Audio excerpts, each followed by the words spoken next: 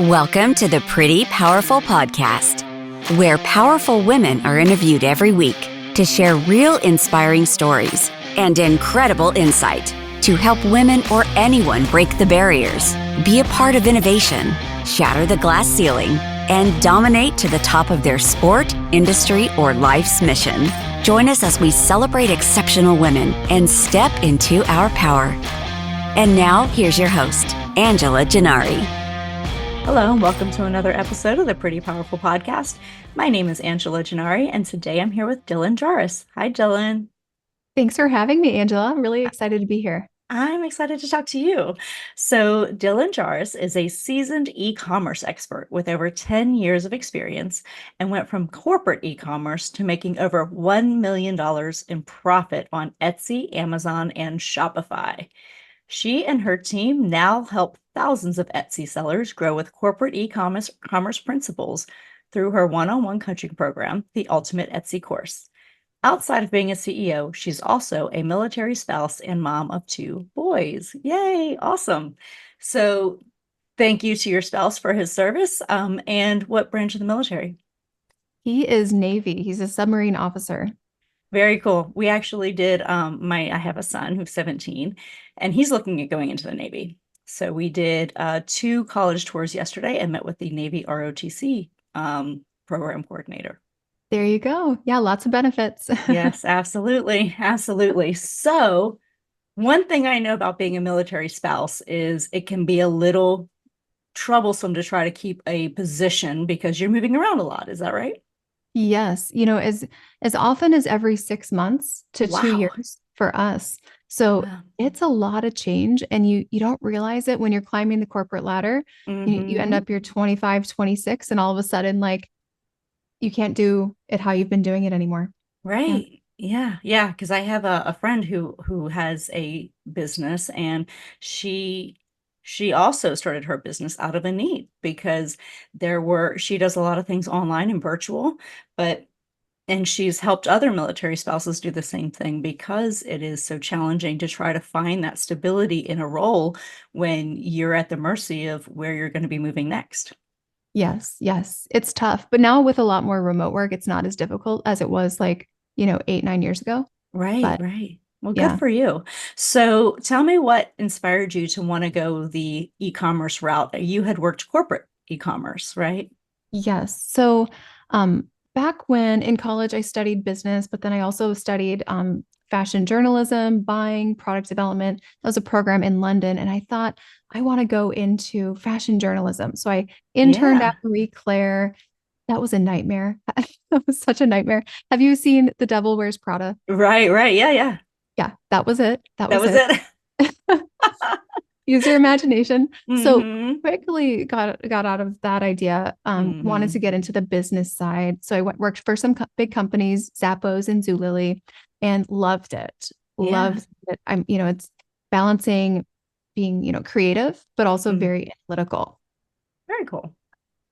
And then what led you? So you worked for these 2 pretty major e-commerce sites.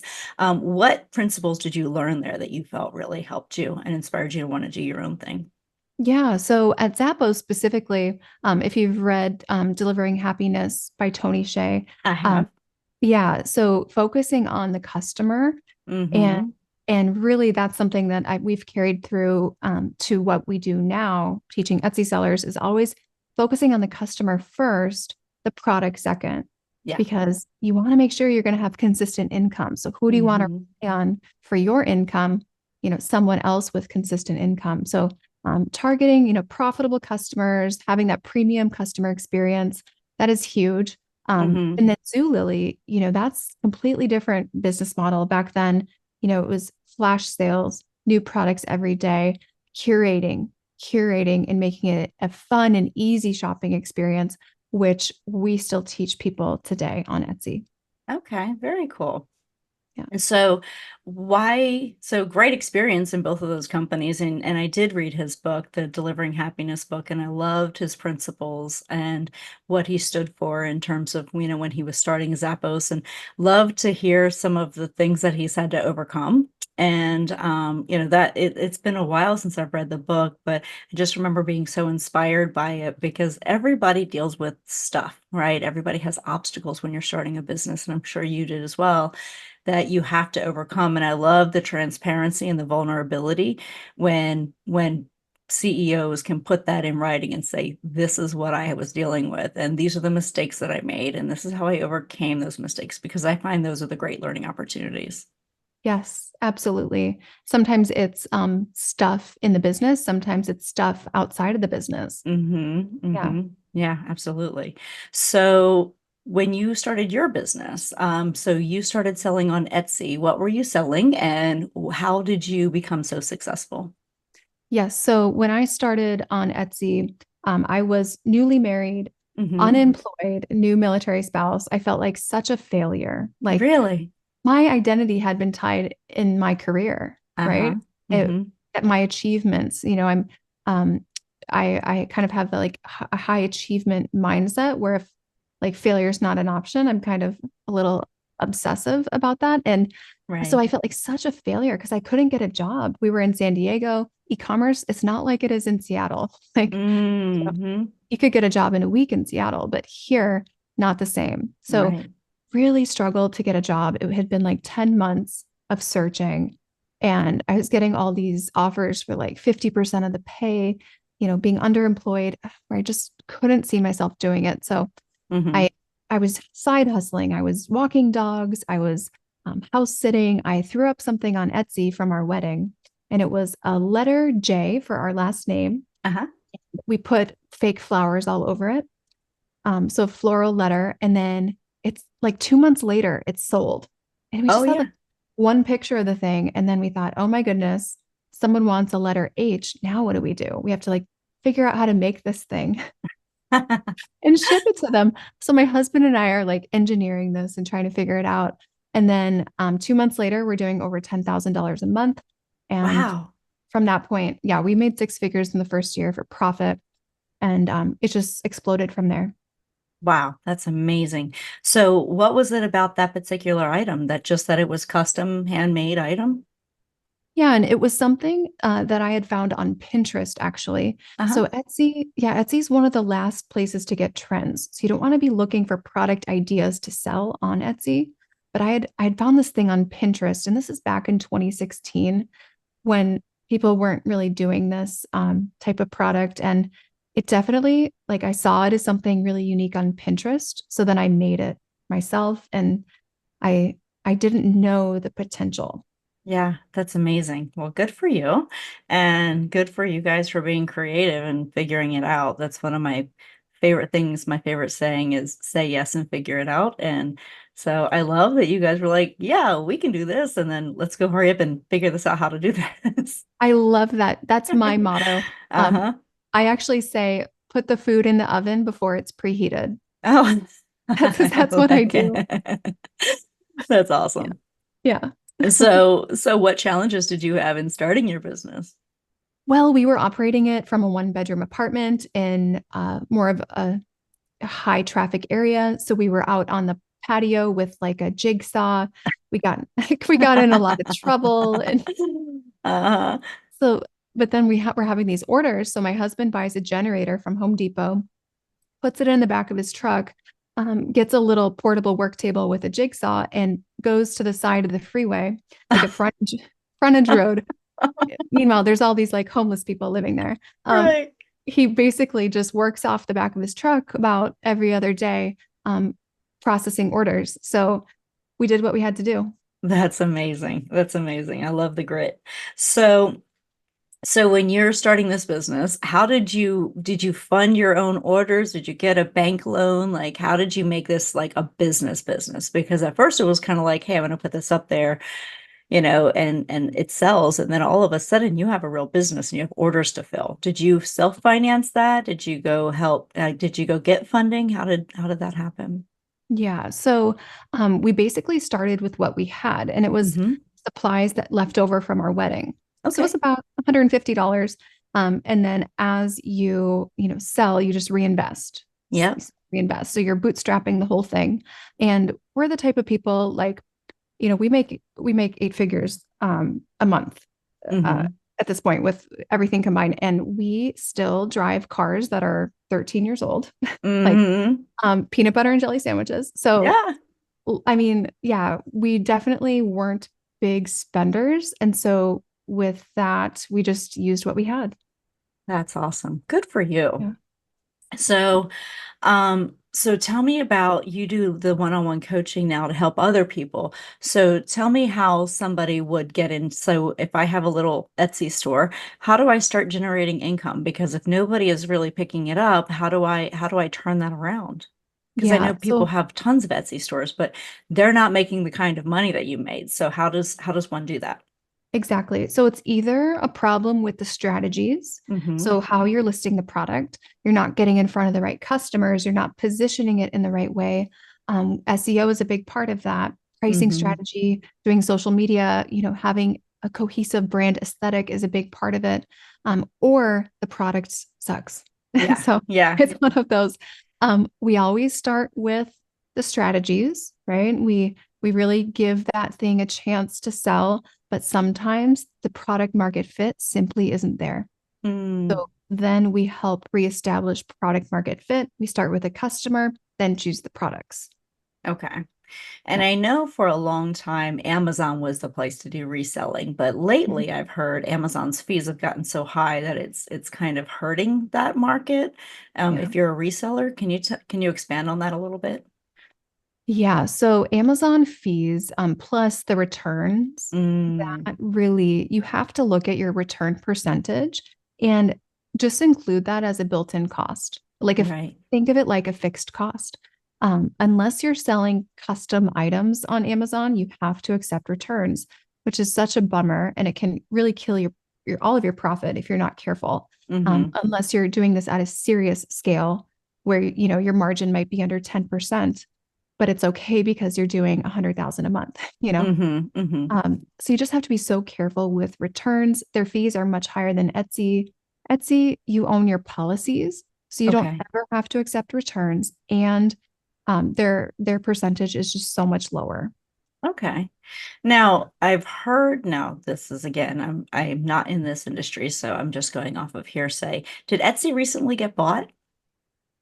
Bought, not That recently. I thought they got acquired by another company. Um, and they were worried that people's creative ideas were being stolen by that company. And I can't remember if that's Etsy or if it was Shopify. Might be Interesting. Shopify. Unless it was within the last hour, and I haven't checked the. Okay. All right. I don't Good. know. It could be possible. They are publicly traded. Hmm. So yeah, it would be pretty big news actually. But no, I didn't hear about that. It could have been another um retailer or marketplace maybe. But Okay. yeah, So, okay, good to know. So, yeah, I'll have to do a little deep dive into that. It was a rumor that I heard, and I hadn't really explored it too much, so I just didn't know if you knew anything about it or not. So, what would you say is the biggest differences between advertising or listing, I would say, on Etsy, Amazon, or Shopify? yeah. So the thing is with Amazon, you've got to be ready for PPC. So you've got to Okay. be ready to spend to get that initial traction. Okay. It's like from everyone I've talked to, in order to actually get sales on something that's new, you have to spend something. I Got actually it. have met people who are like 30,000 in debt from Amazon PPC. So Wow. yeah, So, yeah. what is PPC exactly? Like ads, Okay. advertising. Yeah. So spending on ads within Amazon's platform, Oh, I see. I see. Okay. like a So, all those sponsor. sponsored, is that what that is? Right on. Yeah. Okay. Yeah. Now with Shopify, your issue is also traffic because it's not a marketplace. It's Okay. essentially like your own website. So you have to drive all of your traffic. You know, Okay. SEO, if you're relying solely on SEO, that's going to take so long. Right. So you're paying to host a Shopify site. It's a monthly cost. Usually it ends up over $30 a month. And Hmm. you have to pay for traffic. So a lot of people will end up doing ads on Meta for that, because that's the biggest hurdle. So traffic in both places is the issue. With Etsy, however, they have such great built-in traffic and Hmm. their ad platform, like it's kind of bad. So Huh. it's, yeah, which I mean, for the seller, it's good because it really doesn't give the seller any power. So essentially, you don't have to do it because not many people are um, being competitive with how they do Etsy ads. You just put in a budget.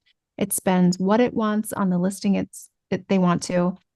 You can't specify a specific budget per listing. Okay.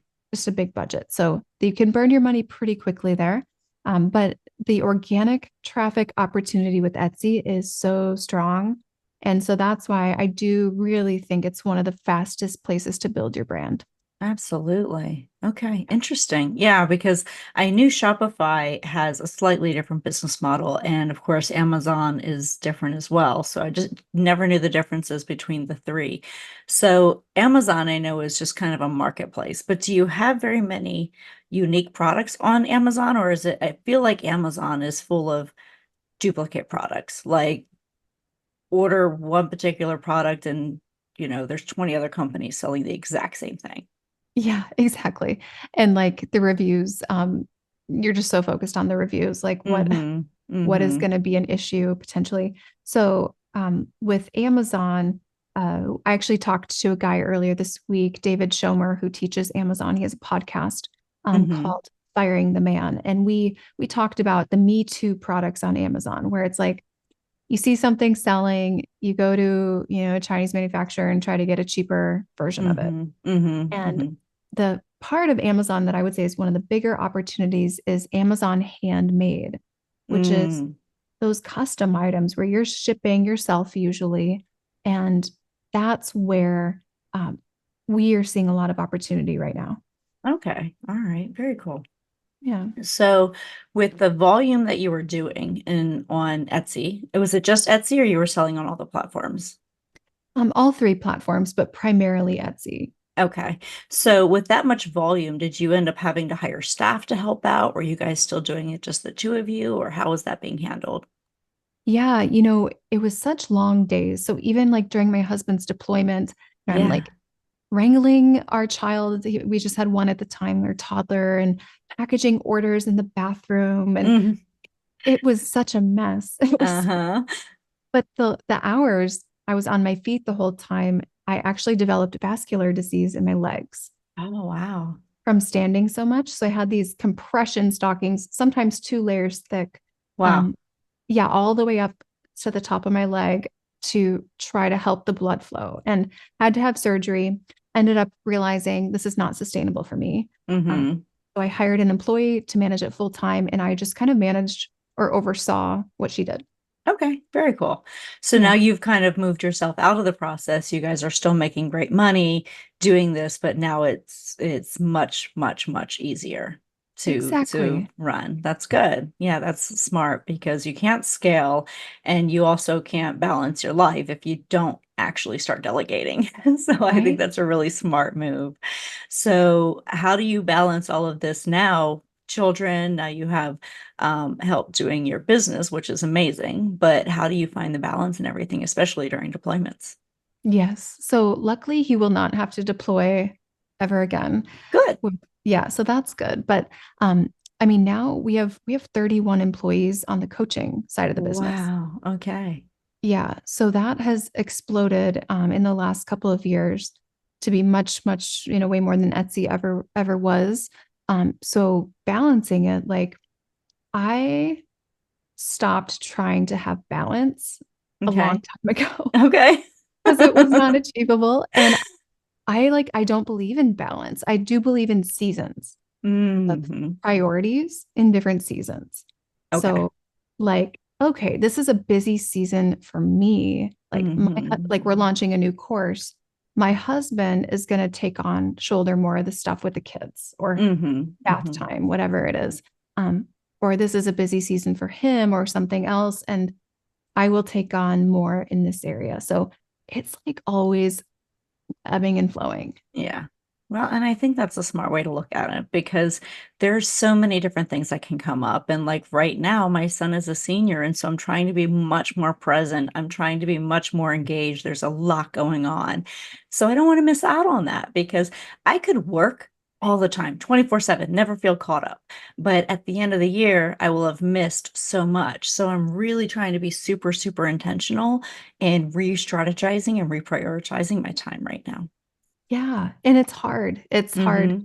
to know where the you know, what the season is and how long it will last. But I think Mm-hmm. things change so quickly that priorities have to be able to change too. Yeah, Yeah. absolutely.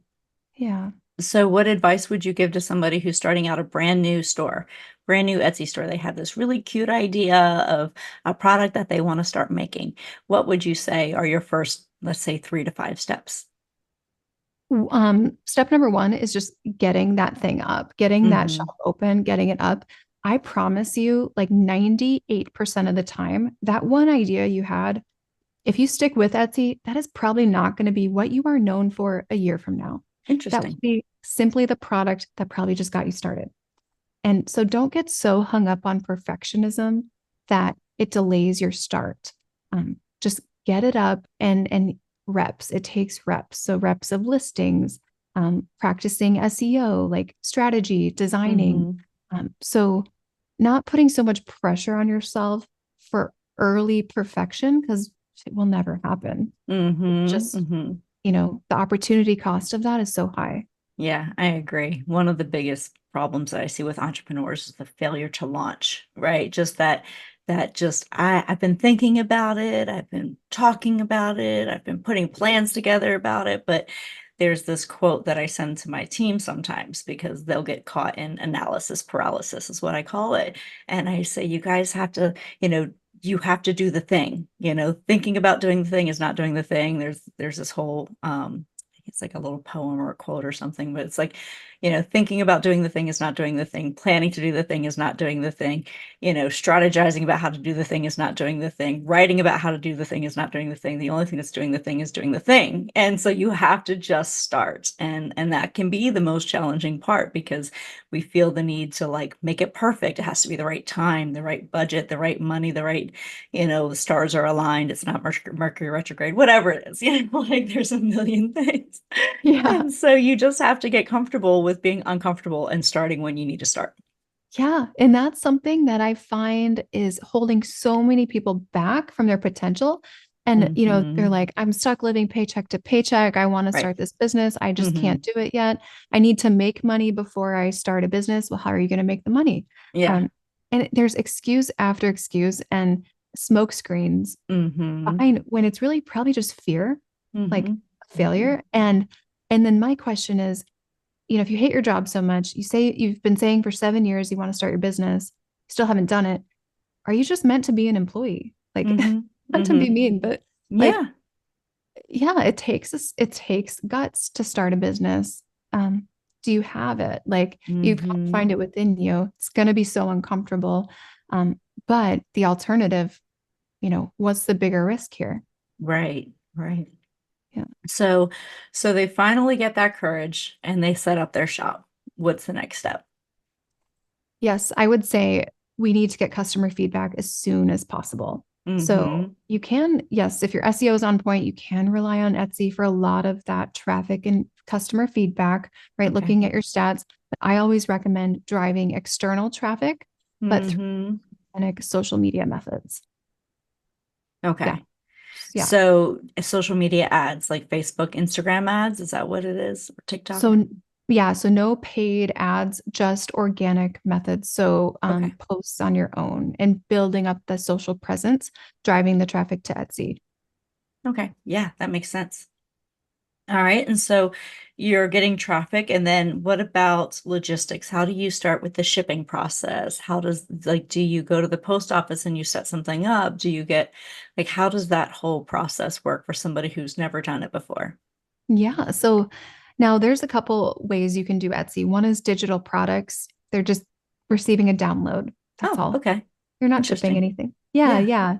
yeah. Like templates and clip art, things like that. Ah, And then okay. yeah, print on demand. That's another thing where you have a production partner. Mm-hmm. So you just click send to the production partner and they fulfill it, they ship it. Okay.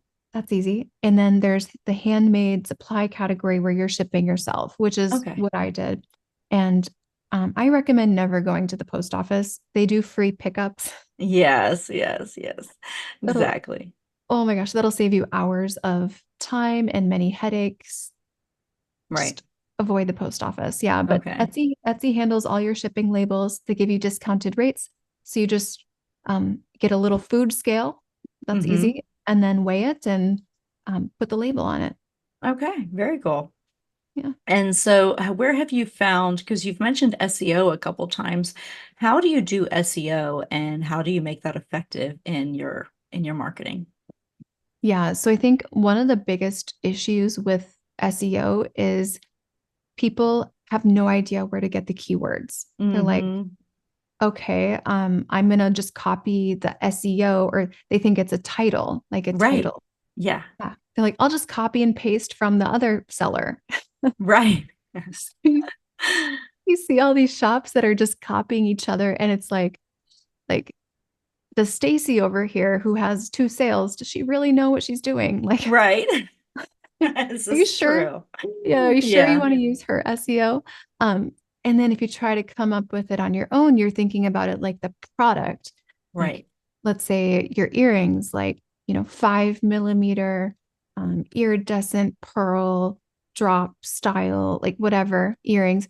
Can people even spell iridescent? Right. Right. Right. It's too descriptive. Yeah, so we want Yeah. to think about the buyer, what they're searching, and really think about purpose and utility. So maybe like, mother of the bride earrings, like, Okay. Yeah. Yeah. right? That makes sense. Yeah, Absolutely. Okay. yeah. Very cool. Okay. So when you have been successful, what products have you found to really kind of capitalize on the Etsy market and the Shopify and the Amazon? What have you found to be the most successful products that people put out? Yeah, so physical products typically I see the highest growth with versus Mm-hmm. print on demand or digital. I see the fastest growth with physical products, usually something that you are buying and altering. Okay. So let's say you're buying something like a leather wallet Mm-hmm. from one of our sources. And Right. then we like engrave it, something like that. Okay. And Very cool. so it takes you 2 minutes, you made a $40 profit. Nice. Okay. Yeah. Very cool. So things that you can just buy wholesale and then you then customize it yourself. Yeah, exactly. Yep. Okay. Buying and then altering something about it to make it handmade. I love that. Okay, very cool. Yeah, there's so much out there that we can be doing, and I feel like there's for people who say they just need a side hustle, I feel like Etsy is really that's like the perfect place that you can go do that. Some people want to do the Amazon, like they see all the TikToks and all these little ads about, make $10,000 a month, passive income on Amazon. So we actually tried that one time. My son and I bought, we had a friend who was doing some video games and he was like, just go buy a bunch of video games. There's such a small margin on video games and like there's a bazillion people selling them. And so I think it took us like a year to sell through the little bit of inventory that we had. And like we had to keep dropping prices and we ended up losing money. But I think what he does is he does it at such high volume. But then there's so many restrictions on Amazon. Like if we bought something that was like a Disney brand, you can't list it, or like a Lego brand, you can't list it. And so like you're kind of stuck. You have to be like an official wholesaler, retailer, whatever. So it's an interesting dynamic, but I love the homemade idea because I think that that really sets you apart. It does. It does. And it's a little sweat equity. Yeah, A little sweat equity, but it doesn't have to be a lot of time. You don't even have to be creative. right. Yeah. I love it. Okay, very cool. So, what advice would you give to your 18-year-old self? Yes. I would say to marry who has dreams as big as you. Oh, I love that. Yes. Yeah, or bigger. Yeah, yeah, yeah. I think that's so important because who you choose as your spouse really determines what direction your life is going to go. And I think for women especially, well, men and women, because if you marry the wrong person and that person is a like what I call a dream killer, like every time you're like, oh, I have this great idea, that'll never work, like it's not You don't want to be with that person because every time you want to expand, if you want your mind to grow and your life to grow, and you're with somebody who wants to stay in a very small place mentally and physically, it's not going to work. It's going to be, you're going to constantly feel like you're not living to your potential. Right, right. Yeah. So I dodged a bullet. Yeah, with a college relationship. I thought, Yeah. oh, I'm gonna marry this guy. But I think he's probably still like in his parents' backyard. Yeah. Yeah. I know. Yeah. Yeah. Yeah. So yeah, that's a good one I would be thinking about. Yeah, for sure. I think that's really, really, really good advice. But you're right, because if you don't have somebody who dreams the same way you dream and wants the same things that you want, you're going to constantly feel like you're being held back, and that's not good for either of you. You'll resent them, and then you'll also feel like you could have done more. And Right. so, and then they'll feel like they never can satisfy you, like you're never satisfied. And I can talk to this because I was in a marriage like that where, I was constantly wanting to grow, grow, grow, do more. And he was always very much like, nope, what works, works. And, we're going to keep it just as it is. He's very complacent. And it ended up being one of the things that I resented about him the most was I felt like I was being held back. So Yes. yeah, Yes. absolutely. Can totally understand that one. Yeah. So as women, we give our power away a lot, whether it's giving credit to someone else or, whatever that looks like. So can you tell me about a time that you've given your power away and then another time that you've stepped into your power? Yes. So giving your power away in a good way, you mean, right? Could be good or bad. Like you could, Yeah. miss a promotion because you weren't, advocating for yourself, or it could be something like you gave your power away in order for someone else to move up. Yes, yes. So, I would say one of the things that I didn't expect when becoming like a YouTuber or Hmm. podcaster, getting into the public eye was crazy people finding, Oh, yeah. yeah, crazy people getting into your head and Hmm. who don't know you, Hmm. right? But Hmm. they will speculate, they will comment on your videos, call you a horse face or whatever. Yeah, gosh. Like, and it really got to me, to the Really? yeah, for it did for about a week. And then I thought I gave my power to them for a week. And it really got to me. It kept me up at night. It made me feel like, how can I show up on camera every day when these people are just gonna say terrible things about me? So Right. Hmm. I had to realize like this business will crash if I can't keep showing up because of what other people think that I don't even. Right. Yeah. Absolutely. Well, good for you for finally for saying I'm not gonna let this be the thing that takes me down, because I Yes. think you could do that if you let it. And I think a lot of people stay out of the public eye for that reason, because they don't want the backlash. But the backlash is going to come. I mean, it's just going to come. The more successful you become, the more popular you become. You're going to have those people out there who can't stand to see the success, and they're going to want to destroy you. And it has nothing to do with you. It's 100% about them and what is going on inside of them. And I even tell my employees this sometimes, like when you have an irate customer, 99% of the time, that's the outrage that they're that you're dealing with has nothing to do with you. It's all about what's going on inside them, and you just happen to be the battering ram for it. So Yeah, for sure. Yeah. I heard bigger levels, bigger devils. yeah, yeah, that's a True. really good statement. Well, and even like, in my business, I own a security company, and most of the people are really good. Like most of my competitors are great. We have great working relationships, but then you have those who will hate you no matter what, because they just don't think you belong, or they just, you've taken their client and now they're going to destroy you to anyone who will listen, or whatever that is. But I've had a lot of that backlash in my industry as well. And it's Wow. sad, it really is sad that, people can't be happy for other people unless they can, they have to feel like they can destroy them in order to make themselves feel bigger. Exactly. Yes. Yeah. So you just have to remember, I'm here to serve. I'm helping people. That's Yeah. right, exactly. And the people who are sitting in their, mom's basement and have no life, they're going to be critical of you because they're not you, because they Yeah. don't have that ability, because they're angry with themselves, and They want somebody else to feel as bad as they do. Thank you. I needed that today. Yeah. So, Yeah. I can understand that. So I love this conversation. I think this is helping so many people. So I just have one last question for you. So what do you wish more people knew?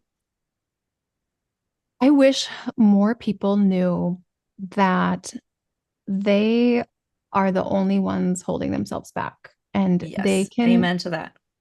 They can get through so much more than you think you can. Your worst nightmare, like, being afraid or anxious about something in the future, like, you will survive that. Like, you will get through that. It's not going to kill you. And you're so much stronger than you think you are. And you won't have anything put in your life that you can't handle. I'm Christian. And so that's what I really believe. Like, God doesn't give you anything you can't handle, right? Me, like, I lean on my faith for that, but we're all stronger than we think we are. And for that reason, like, don't be so afraid. Absolutely. Yes. Amen. Because I think so many people just doubt their own skills and abilities, and it holds them back. When if we just took that step, even though it's scary, into the darkness of like, I don't know if I'm going to succeed in this. And, the worst thing that can happen is that you don't move, that you don't move forward, but you learn from mistakes and you get back up when you fall. And best thing you can do is just keep moving forward. Exactly. Yeah. Yeah, that's it. Well, good for you. Well, I'm so proud of what you're doing, because I love that you not only created success for yourself, but now you're sharing that wisdom with other people to allow them to be successful as well. And I think that that's so admirable. So thank you for what you're doing. Thank you. Thank you. It was so fun to be here. I really enjoyed the conversation. Me too. Well, I hope you have an amazing day. So how can people find you and get help with their Etsy stores and their Shopify and their Amazon? How can people find you? Yes. So if you are looking for that extra push or even that guidance, we have tons of free YouTube videos. The channel is Dylan Jahraus, Jahraus. And then we're on Instagram too. We'd be happy to chat with you over there. We're always in the DMs chatting it up. Awesome. Well, thank you so much, Dylan. It has been a pleasure speaking with you, and I wish you so much luck with everything that you're doing. I think you've got a really great service that you're providing. So thank you. Thanks, Angela. Good to be here. All right. Have a great day, everybody, and we'll see you the next time on prettypowerfulpodcast.com. And of course, you can always find Dylan's links also on prettypowerfulpodcast.com. Have an amazing day. Bye-bye. Thank you for joining our guests on the Pretty Powerful Podcast. And we hope you've gained new insight and learned from exceptional women. Remember to subscribe or check out this and all episodes on prettypowerfulpodcast.com. Visit us next time, and until then, step into your own power.